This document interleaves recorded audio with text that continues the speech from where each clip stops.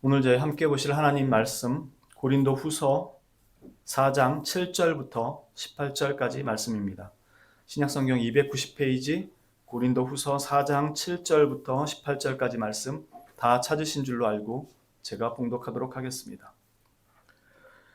우리가 이 보배를 질그릇에 가졌으니 이는 심히 큰 능력은 하나님께 있고 우리에게 있지 아니함을 알게 하려 함이라. 우리가 사방으로 우겨쌈을 당하여도 쌓이지 아니하며 답답한 일을 당하여도 낙심하지 아니하며 박해를 받아도 버림받지 아니하며 거꾸러뜨림을 당하여도 망하지 아니하고 우리가 항상 예수의 죽음을 몸에 짊어짐은 예수의 생명이 또한 우리 몸에 나타나게 하려 함이라. 우리 살아있는 자가 항상 예수를 위하여 죽음에 넘겨짐은 예수의 생명이 또한 우리 죽을 육체에 나타나게 하려 함이라. 그런즉 사망은 우리 안에서 역사하고 생명은 너희 안에서 역사하느니라. 기록된 바 내가 믿었으므로 말하였다 한 것 같이 우리가 같은 믿음의 마음을 가졌으니 우리도 믿었으므로 또한 말하노라. 주 예수를 다시 살리시니가 예수와 함께 우리도 다시 살리사 너희와 함께 그 앞에 서게 하실 줄을 아노라. 이는 모든 것이 너희를 위함이니 많은 사람의 감사로 말미암아 은혜가 더하여 넘쳐서 하나님께 영광을 돌리게 하려 함이라. 그러므로 우리가 낙심하지 아니하노니 우리의 겉사람은 낡아지나 우리의 속사람은 날로 새로워지도다.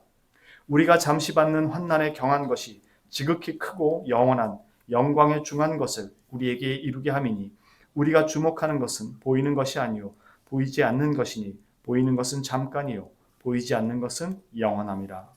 아멘.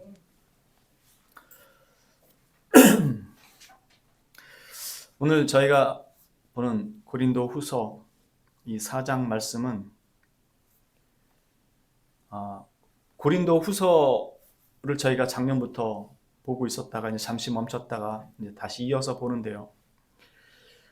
이 4장의 배경은 거짓 선지자들과 거짓 사도들과 지금 바울 일행, 참 사도인 바울과 그 일행들의 비교 속에서, 즉 바울 사도가 우리가 진짜 하나님의 종이다라는 그 변론 속에서 언급되고 있는 내용입니다. 오늘 말씀에 보면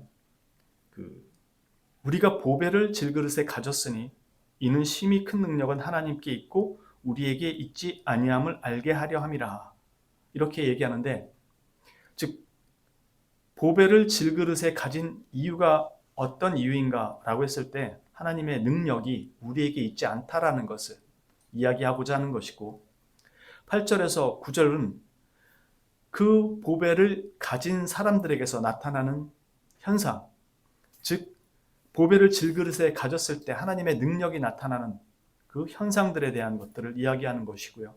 10절에서 12절은 그 일하시는 방식에, 그렇게 일하시는 방식의 이유가 뭐냐 하는 것들을 보여주고 있습니다. 즉 예수의 생명이 나타나도록 하기 위함이다. 그리고 13절에서 15절은 이 보배를 질그릇에 가지게 하신 그 목적이 무엇인가 라고 했을 때 최종적인 궁극적인 목적은 하나님의 영광이다. 그리고 우리가 그 앞에 서게 하는 그것이 그 목적이다 라고 하는 것이고, 그러므로 16절에서 18절은 그러므로 우리가 가져야 될 소망이 무엇이고 그것이 왜 확신이 될 수 있는가에 대한 내용들, 이게 오늘 저희가 읽은 말씀의 대략적인 이야기입니다. 이것들을 조금씩 자세하게 살펴보도록 하겠습니다. 먼저 7절에 보면 우리가 이 보배를 질그릇에 가졌다 그랬는데, 그냥 보배라고 안 하고 우리가 이 보배를 이렇게 얘기해요. 그러니까 이 보배라는 것, 즉 지칭하는 게 이미 앞에 있기 때문에 이 보배를 이렇게 얘기하는 거죠. 6절에 이렇게 얘기하죠. 어두운데 빛이 비치라 말씀하셨던 그 하나님께서 예수 그리스도의 얼굴에 있는 하나님의 영광을 아는 빛을 우리 마음에 비추셨느니라. 그러니까 하나님의 영광을 아는 빛을 이래 놓고 뒤에서 우리가 이 보배를 이렇게 얘기하고 질그릇에 이렇게 얘기하죠. 그러니까 이 보배가 그리스도의 영광, 그리스도의 얼굴에 있는 하나님의 영광을 아는 빛이라는 것을 알 수 있고, 우리 마음에 비추셨느니라가 질그릇이라는 것을 알 수 있겠죠. 이걸 앞으로 한 걸음 더, 한 장이 아니라 그 4장 4절에 가서 보면 그 중에 이 세상의 신이 믿지 아니하는 자들의 마음을 혼미하게 하여 그리스도의 영광의 복음의 광채가, 그러니까 이 보배가 그리스도의 영광의 복음의 광채라는 것도 알 수가 있죠. 즉 그리스도의 영광의 복음의 광채나 예수 그리스도의 얼굴에 있는 하나님의 영광을 아는 빛이나 같은 의미를 가지고 있음을 우리가 알 수 있죠. 그런데 이 보배를 질그릇에 가졌으니 이는 심히 큰 능력은 하나님께 있고 우리에게 있지 아니함을 알게 하기 위해서라고 얘기하는데, 그러면 하나님의 능력이 곧 이 보배를 통해서 나타난다는 거겠죠. 그럼 하나님의 능력은 어떤 것일까? 라고 했을 때 로마서 1장 16절은 이렇게 얘기합니다. 내가 복음을 부끄러워하지 아니하노니 이 복음은 모든 믿는 자에게 구원을 주시는 하나님의 능력이 됨이라. 즉 복음이 하나님의 능력이라고 얘기합니다. 고린도전서 1장 18절은 십자가의 도가 멸망하는 자들에게는 미련한 것이요 구원을 받는 우리에게는 하나님의 능력이라. 즉 십자가의 도가 하나님의 능력이라고 얘기합니다.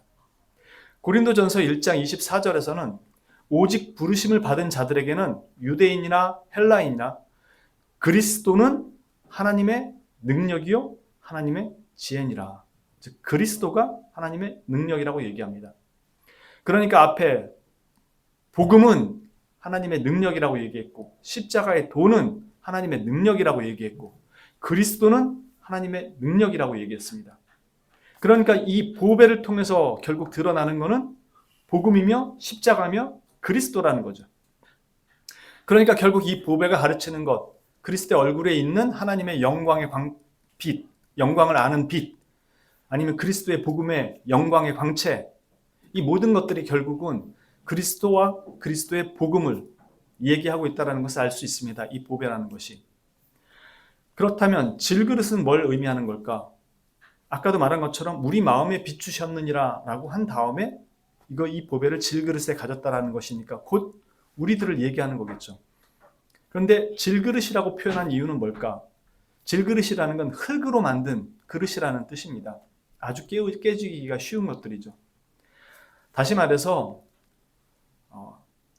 질그릇은 아주 흔하고 값싸고 정말 제일 흔해 빠지고 별것 없는 그런 그릇을 말합니다. 그러니까 질그릇에 이 보배가 담겼다라는 것, 질그릇의 가치에 의해서 하나님의 권능이 좌우되는 것이 아니라는 것을 알려주기 위함이란 뜻입니다. 즉 하나님의 능력 자체는 그릇에 의해서 좌우되는 것이 아니라는 것이죠. 이런 의미에서 이 보배를 질그릇에 담아 놓으셨다고 얘기하는 것이고, 그러므로 하나님의 능력이 우리로부터 나오는 것이 아니라 하나님께로부터 나오는 것임을 알게 하셨다는 겁니다. 그런데 이게 어떻게 우리한테 발현이 되는가 라고 하는 게 바로 8절부터 나오는 이하의 내용입니다. 이 내용은 동시에 거짓 사도와 참 사도인 바울 사도의 일행의 차이가 무엇인지를 알려줍니다. 보배의 가치를 자신들의 가치로 증명하는 것이라고 생각하는 것이 세속의 방식입니다. 그래서 복음으로 인해 자신들이 타인들보다 더 특별해지고 남들과의 비교해서 훨씬 특별한 우위를 차지하는 방식으로 그 가치를 증명하는 것이라고 생각합니다. 가장 흔한 게 찬양팀을 보면 알 수 있어요. 여러 가지 세상에는 찬양팀이 있고 앨범들이 많이 나옵니다. 그 사람들이 찬양팀에 들어갈 때 제 1순위 자격 요건이 뭘까요? 실력일까요? 맞습니다. 그 사람들은 실력을 제 1순위로 봅니다. 그럼 하나님께는 뭐가 제 1순위일까요? 당연히 믿음이겠죠. 하나님에 대한 신앙. 그래서 하나님이 받으시기에 가장 합당한 찬양과 예배는 믿음으로부터 출발합니다. 그런데 많은 찬양들은 팀은 실력 있는 사람을 선호합니다. 아예 첫 걸음부터 잘못된 걸음을 걷습니다. 왜요? 그게 하나님을 영화롭게 한다고 생각하기 때문에. 그래서 찬양팀을 뽑을 때 세상 사람들보다 음악적으로나 모든 면에서 실력이 탄탄한 사람들을 뽑으려고 해요. 그래서 성가대 지휘자도 돈 주고 아주 능력 있는 사람을 데려옵니다. 그래야지 좋은 음악이 나오니까. 그게 세속화된 생각이라는 겁니다. 지금 여기 있는 거짓 사도들이 자신들이 진짜 사도라고 주장했던 그 근거가 거기에 있다는 겁니다. 그래서 교회에서 하나님께 바칠 것은 제일 좋은 것이어야 된다고 하면서 비싼 걸 마다하지 않습니다. 그들의 돈과 그들의 그 바친 그 외적 가치들이 자신들의 신앙이라고 생각하는 겁니다. 그러나 실제로 그 내면의 변화가 하나도 없는 것에 대해서 하나님이 기뻐받지 않으십니다. 복음이 지금 이 거짓 사도들이 얘기하는 것은 복음이 세상 위에 군림하고 세상을 평정하고 다스리고 세상이 복음 아래 무릎 꿇게 하는 것으로 하나님의 권능이 증거된다는 것이고 우리가 그런 위치에 있어야 된다고 보는 겁니다. 그러니까 별 쓸모없는 사람은 어떤 면에서는 가치가 없는 겁니다. 의미가 없는 겁니다. 이건 세상이 말하는 효율성, 유용성 같은 것으로 사람을 판단한다는 거죠. 복음도 그렇게 보고 있는 겁니다. 하나님 말씀을 제대로 안 지키고 사는 사람이 쓸모없고 유용하지 못한 사람은 마치 하나님 앞에 의미 없는 사람, 하나님 말씀을 제대로 안 지키고 사는 사람들, 그냥 복음의 루저처럼 생각하는 겁니다. 그런 사람들은. 이게 거짓 사도들이 이해하는 하나님의 영광을 드러내는 방식입니다. 그런데 지금 8절 9절에 말하는 복음의 방식은 뭐냐면 우리가 사방으로 우겨싸움을 당하여도 쌓이지 아니하며 답답한 일을 당하여도 낙심하지 아니하며 박해를 받아도 버림받지 아니하며 거꾸러뜨림을 당하여도 망하지 아니하고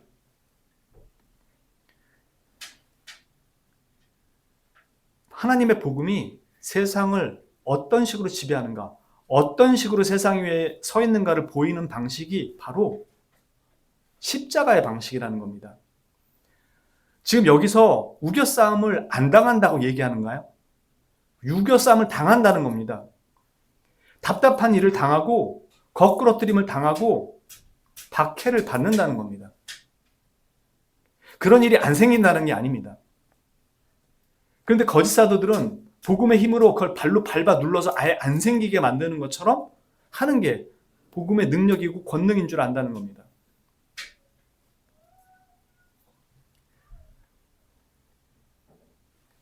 지금 성경이 말하는 참 사도가 걷는 그 걸음은 십자가의 걸음을 걷는 방식으로 나타난다는 것입니다. 이것이 사도성과 복음을 전하는 자의 진위 여부를 구분할 수 있게 해준다는 겁니다.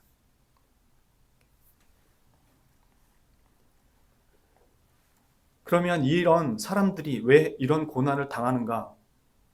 그건 자신들이 질그릇, 약하기 때문에 당하는 것이 아니라 보배를 가졌기 때문에 당한다는 겁니다. 그러니까 내가 세상 가운데서 고난과 박해와 우겨싸움을 당하는 일이 없다면 나는 질그릇을 안 갖고 있다는 것과 똑같은 말입니다. 우리가 제일 많이 하는 기도는 그렇게 되지 않게 해달라고 기도를 하는 거죠. 그 말은 바꿔 말하면 나는 성장 안 해도 되니까 그냥 여기 딱 머물게 해주세요. 피곤합니다. 신앙생활이 너무 피곤합니다. 그냥 이 상태로 있게 해주세요. 라는 것과 똑같은 거죠. 우리는 보배를 가졌기 때문에 그 보배가 드러날 때 당연히 그 과정을 겪을 수밖에 없게 됩니다. 한마디로 질그릇이 깨져야 그 안에 감춰져 있는 보배가 드러나게 됩니다. 우리가 어떤 그릇에 담겨도 보배가 드러나는 과정에서 그릇은 항상 이와 같은 상황에 놓이게 됩니다.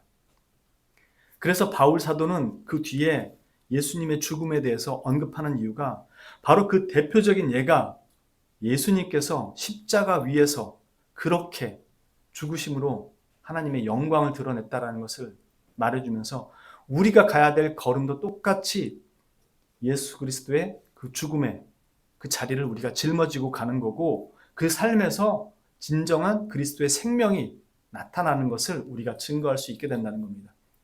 그러니까 우리는 자꾸 다른 방식으로 증거를 하려고 했다라는 겁니다.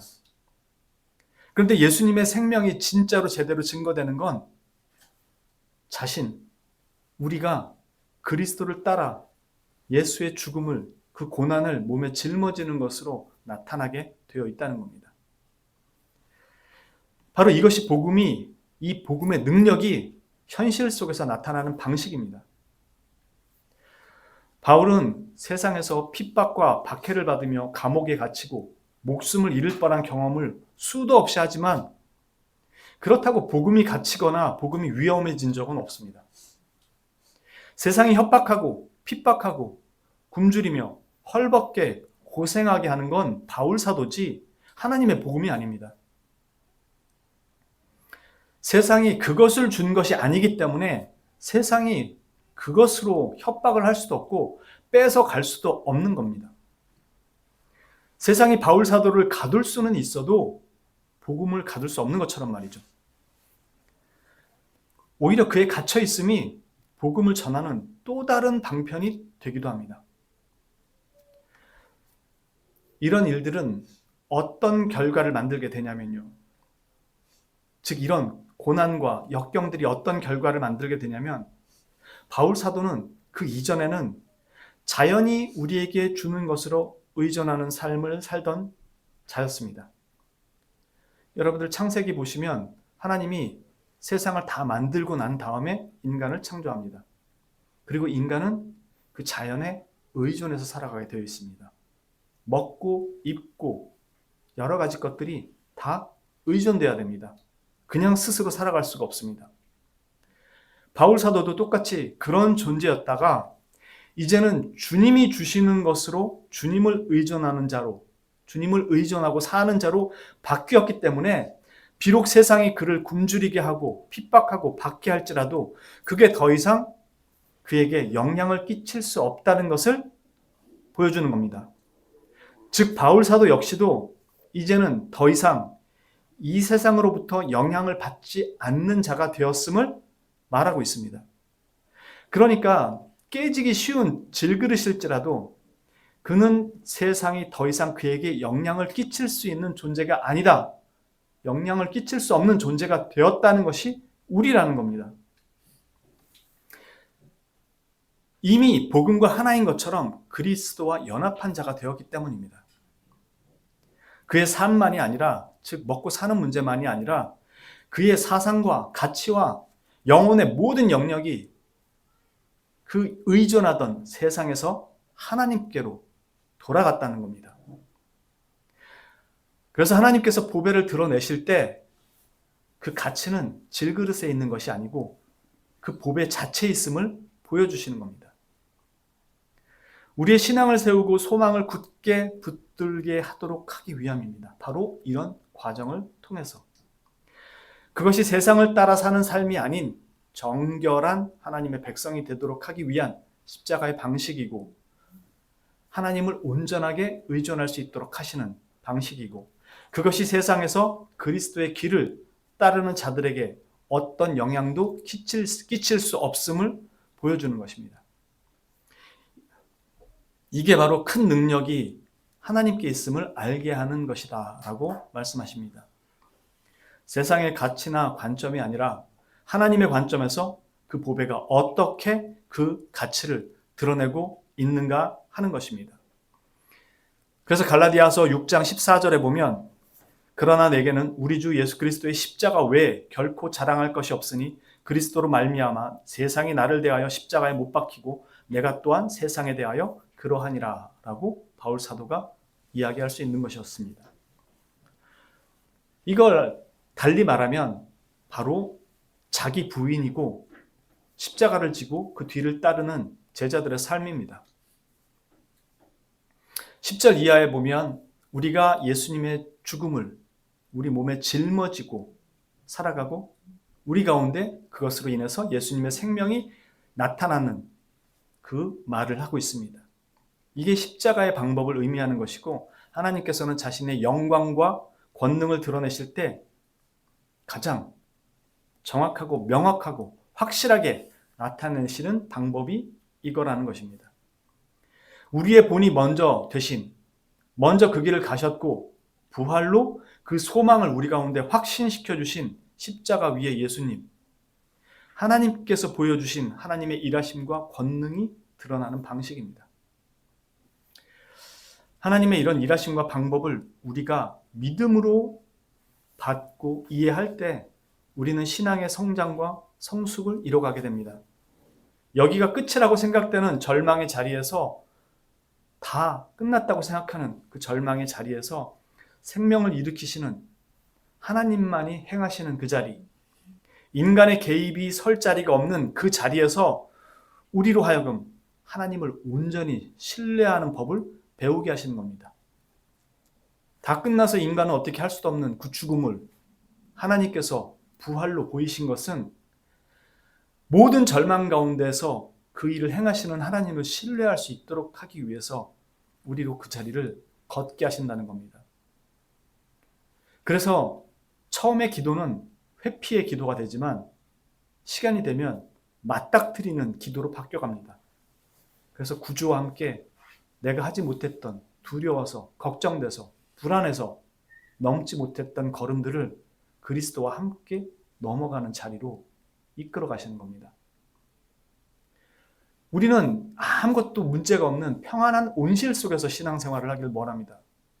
그러나 하나님은 우리를 하나님의 백성으로 만들어 가실 때 우리 안에 내면의 변화를 이뤄내시기 위해서 모든 그 과정들을 걷게 하시는 겁니다. 그래서 회피가 아닌 시간이 지날수록 정면으로 부딪히고 넘어가는, 그러나 우리 힘으로 넘어갈 수 없기에 하나님의 은혜를 구하고 하나님의 은혜가 우리를 거기에 넘김으로 말미암아 비로소 하나님의 손을 붙잡고 어떤 난관이 오더라도 다시 넘어갈 수 있다라는 믿음 안에서 살아갈 수 있도록 바꿔놓는 겁니다. 하나님을 절대적으로 신뢰할 수 있도록. 왜요? 가장 문제를 확실하고 명확하게 안전하게 해결할 수 있는 유일한 분이 하나님이시니까 내가 하는 것보다 하나님이 하시는 게 훨씬 더 확실하게 그분을 신뢰하는 법을 가르치는 겁니다.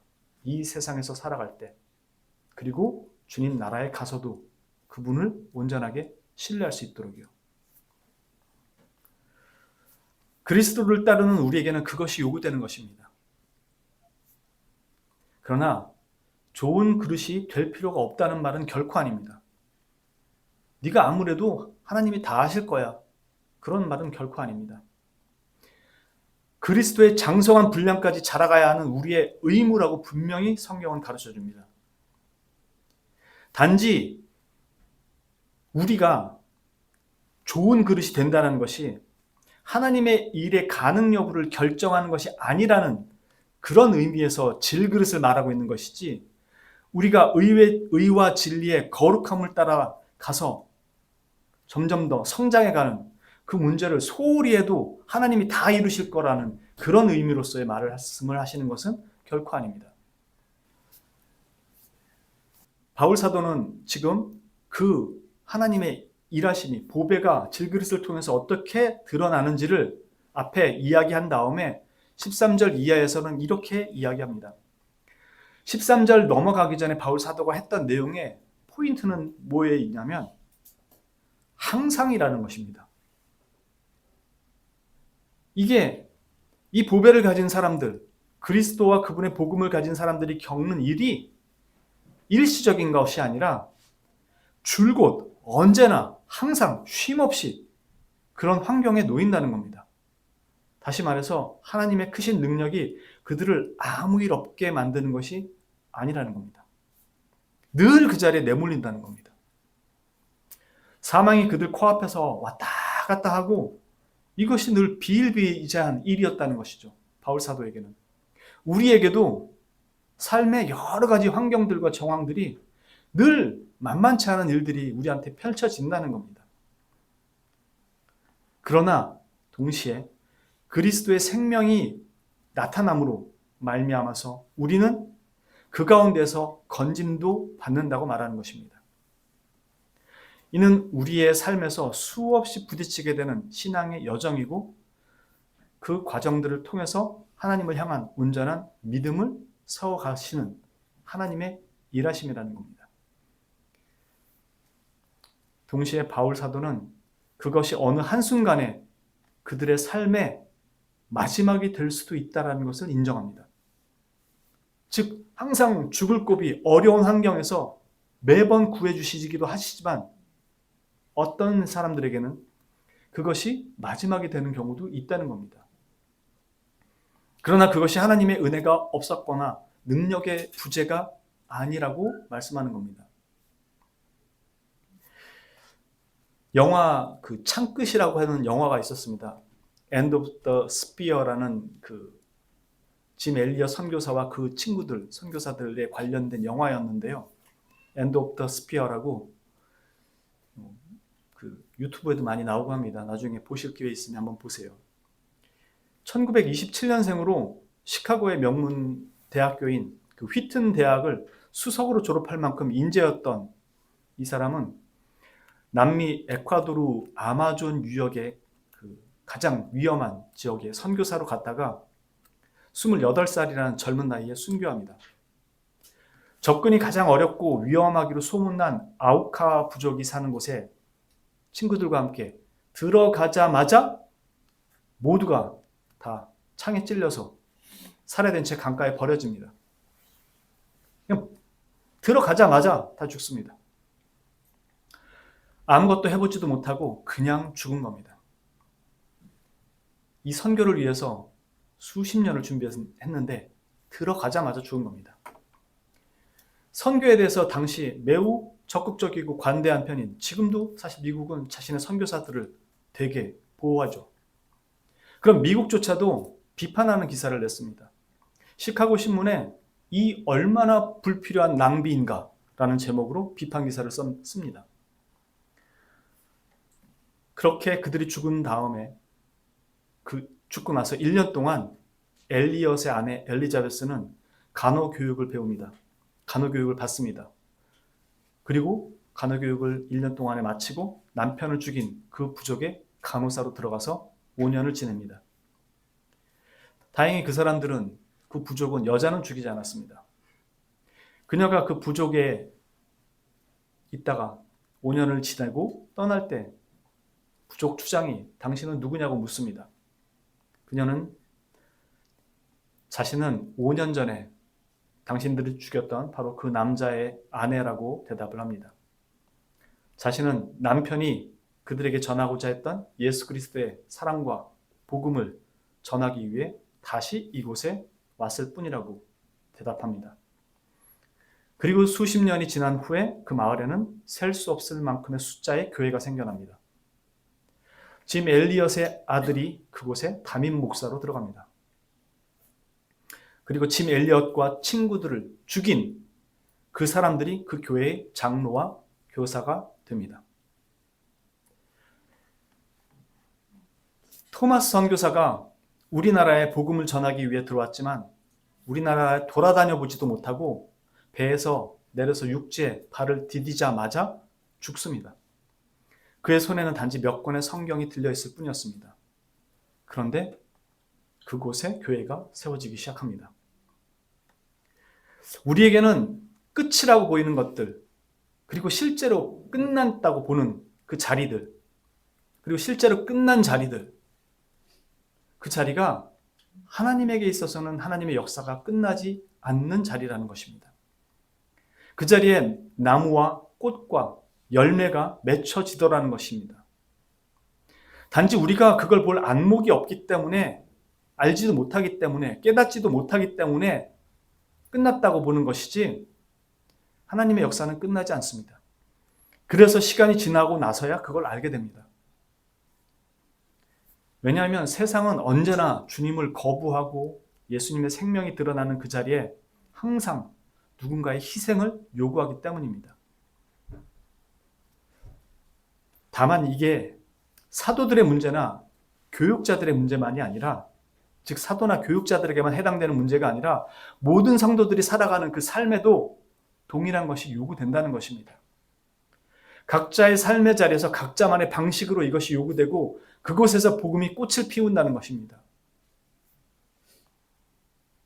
우리는 그리스도의 복음으로 상대가 찍소리 못하게 만들어줘야 될 것으로 생각하지만 그런 식으로 복음을 전한다고 해서 상대방이 순종하거나 순응하는 게 아니라는 것을 너무나도 잘 알고 있습니다.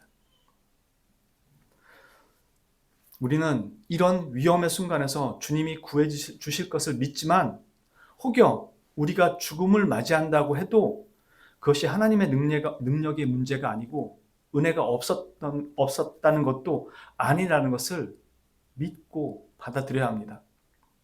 우리 눈에 그것이 능력과 은혜의 결여로 보일지 모르지만 하나님의 손은 그렇게 짧지 않습니다.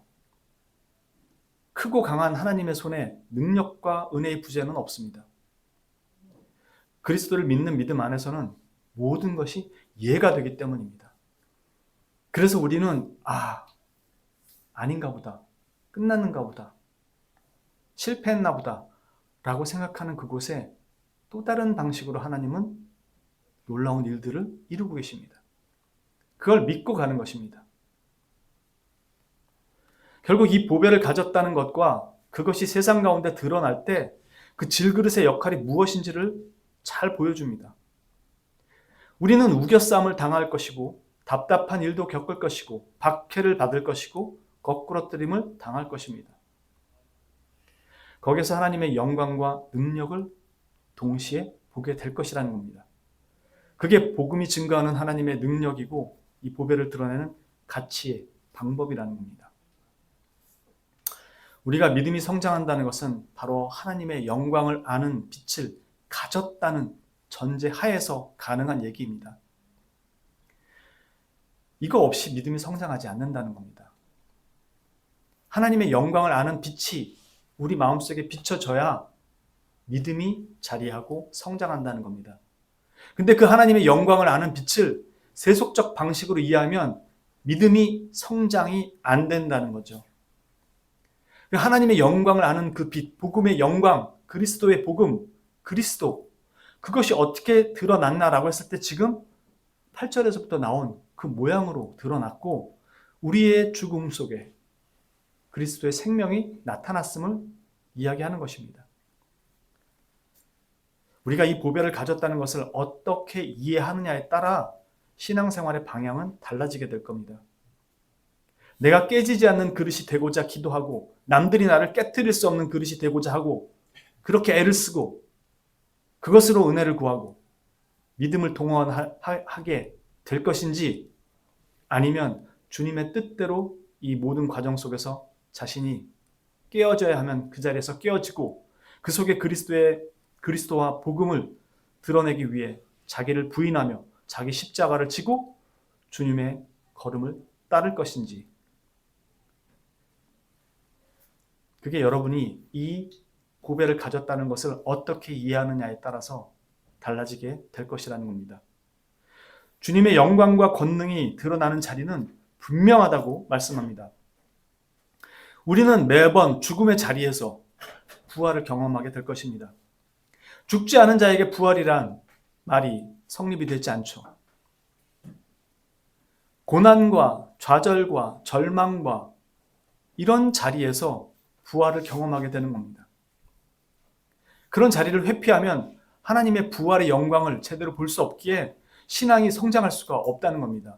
그 사람이 바라는 신앙은 다 자기 밑에 깔아버리고 복음이라는 것으로 깨트려버리는 것으로 다 이해하려고 하지 자기가 그 속에 들어가서 깨어지고 눌려지며 예수 그리스도의 생명을 증거하는 것이라고 생각을 못하게 됩니다. 우리는 이렇게 매번 죽음의 자리에서 부활을 경험하게 될 것이고 하나님의 은혜와 권능을 보게 될 것입니다.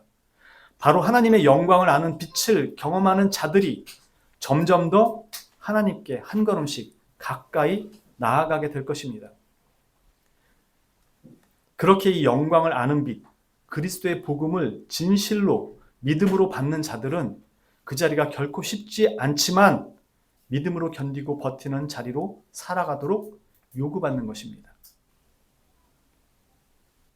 우리가 하나님을 위해서 더 나은 사람이 되고 더 좋은 사람이 되는 건 당연한 의무입니다. 그러나 세상이 우리를 그런 식으로 우리가 다른 세상보다 더 높은 자리에 서는 것으로, 세상을 누르는 자리에 서는 것으로, 힘을 가지는 것으로, 권력을 가지는 것으로 복음이 증거되지 않는다라는 것을 절대 잊지 말아야 됩니다. 우리는 주님과 함께 연합되어 십자가에서 죽은 자이며 그리스도와 함께 살아가는 자입니다. 죽음의 자리를 회피하면서 살기를 바랄 수 없고 신앙의 성장의 유익을 누릴 수 없습니다. 매 순간 모든 자리가 이와 유사한 자리가 될 것입니다.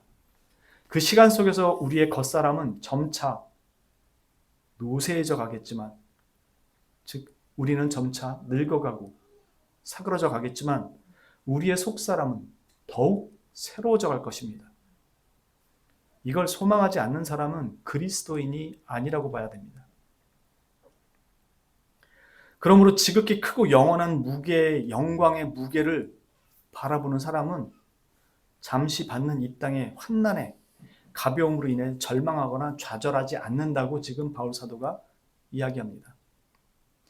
그가 주목하는 것은 보이는 것이 아닌, 이 땅에 있는 것들이 아닌 보이지 않지만 영원한 것에 대한 확신과 소망이 있기 때문입니다.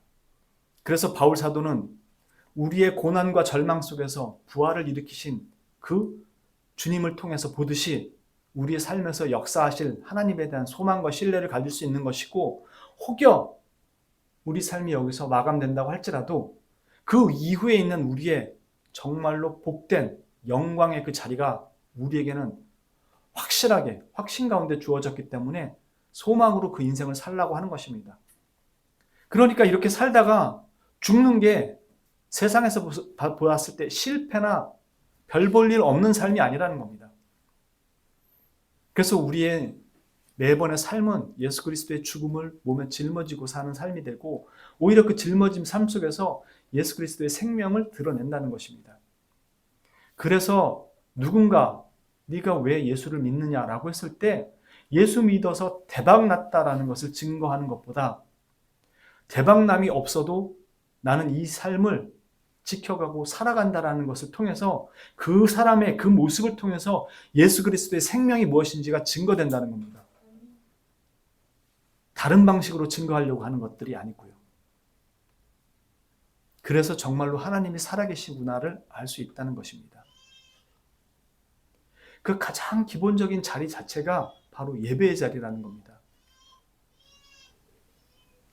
우리의 삶을 여기서 금가루가 날리고 목사가 설교할 때 뭔가 희한한 현상이 나타나는 것으로 그 하나님을 증거하는 것이 아니고, 남들은 다 산에 가고 놀러 가고 자기 할 일하고 자기 유익과 돈을 벌기 위한 다른 것들을 위해서 이 시간을 보낼 때 왜 저들은 여기 와서 저렇게도 진중하고 간절하고 경건하게 하나님이라는 분을 예배하고 있을까를 통해서 예수 그리스도의 생명이 드러난다는 겁니다.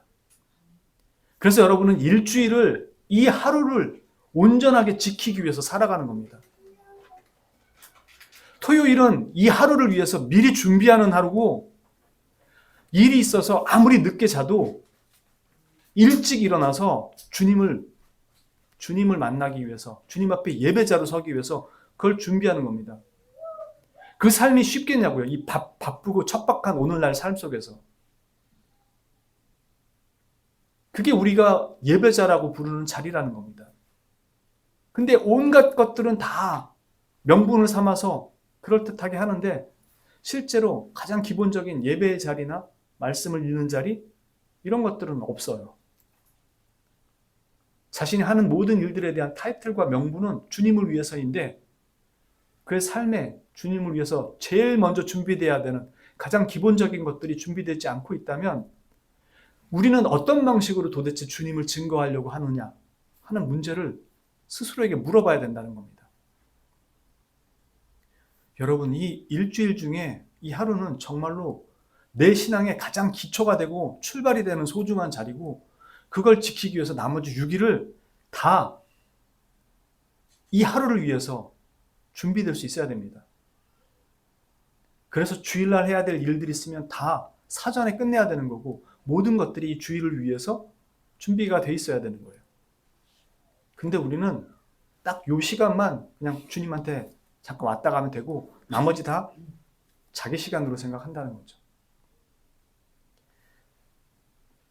그렇게 제가 말한 대로 살려면 여러분들의 삶이 순탄하겠냐고요. 자신이 포기해야 되고 내놔야 되는 것들이 많지 않겠어요? 시간조차도. 그런데 여러분들이 우겨쌈 당하고 박해를 당하지 않고 답답하지도 않고 낙심하지도 않는다면 도대체 어디서 어떤 신앙생활을 하기에 여러분들이 그것에 대해서 전혀 무감각할 수 있냐는 겁니다. 내가 진짜 신앙인으로 살면 예수 그리스도의 죽음을 몸에 짊어지고 사는 삶이 돼야 되고, 매 순간 이러한 삶에 부딪힐 수밖에 없다는 겁니다. 그리고 거기에 대해서 원망과 불평이 아니라 하나님의 은혜와 함께 하심을 구하는 거고, 그걸 보게 되므로 부활의 능력을 그 절망의 자리, 좌절스러운 자리에서 보게 되므로 절망이 아닌 희망과 소망을 붙들고 주님을 붙들고 살아갈 수 있게 된다는 겁니다. 근데 이걸 안 하고 신앙을 키운다? 성경 와서 공부한다? 그런 식으로 자라가진 않는다는 겁니다. 그 배운 게 그 자리에서 실현이 돼야 되는 거니까요. 이처럼 우리가 주목하는 건 이 땅의 것이 아닌 보이지 않는 것, 영원한 것에 대한 확신과 소망이 있기 때문입니다. 저와 여러분이 함께 이 자리를 회피하지 않고 이 신앙을 끝까지 지켜가실 수 있기를 진심으로 소망합니다. 기도합니다.